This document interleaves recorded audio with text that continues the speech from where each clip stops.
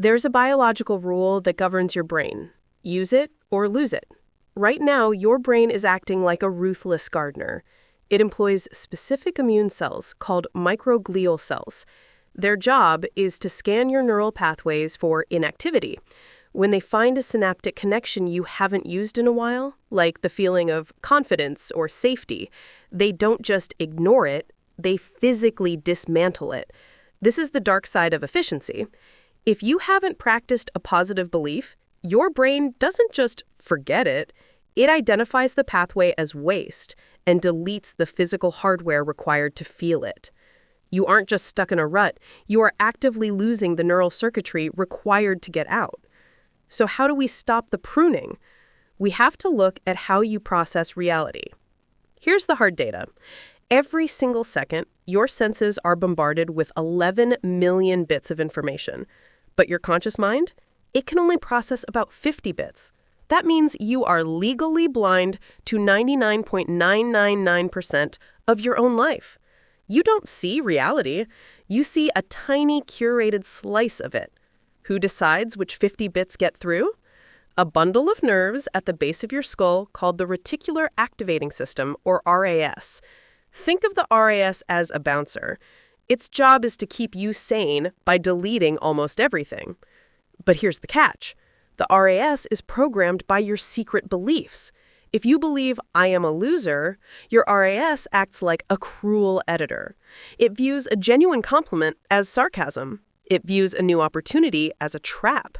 It allows every rejection to hit you with full force while simultaneously deleting your wins before they even reach your conscious awareness. You aren't unlucky. You are trapped in a feedback loop where your brain is actively hiding the evidence that you could succeed. It gets worse. Once a belief gets through the filter, your brain solidifies it through myelination. Myelin is a fatty substance that wraps around your neural pathways like insulation on a wire. The more you think a thought, the more myelin is wrapped around it, and the faster the signal travels. A new thought is like a dirt road. It's bumpy, slow, and requires effort to traverse. An old belief is a superhighway. The signal travels at 200 miles per hour. This is why change feels impossible. It's not a willpower issue. It's a physics issue.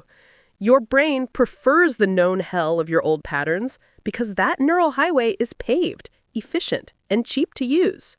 So how do we build a new highway? We have to turn to the work of psychiatrist Dr. Paul Conti. Conti argues that the true damage of these secret beliefs is the loss of agency. Why does your brain cling to the belief, I am a loser? Because it serves a function. It is a defense mechanism. If you are a loser, you never have to try, which means you never have to face the unpredictability of failure. To your ancient brain, the misery of stagnation is safer than the pain of hope. You have unknowingly traded your agency for safety. To fix this, Conti prescribes generative self-inquiry. You must stop passively accepting the narrative and start interrogating it.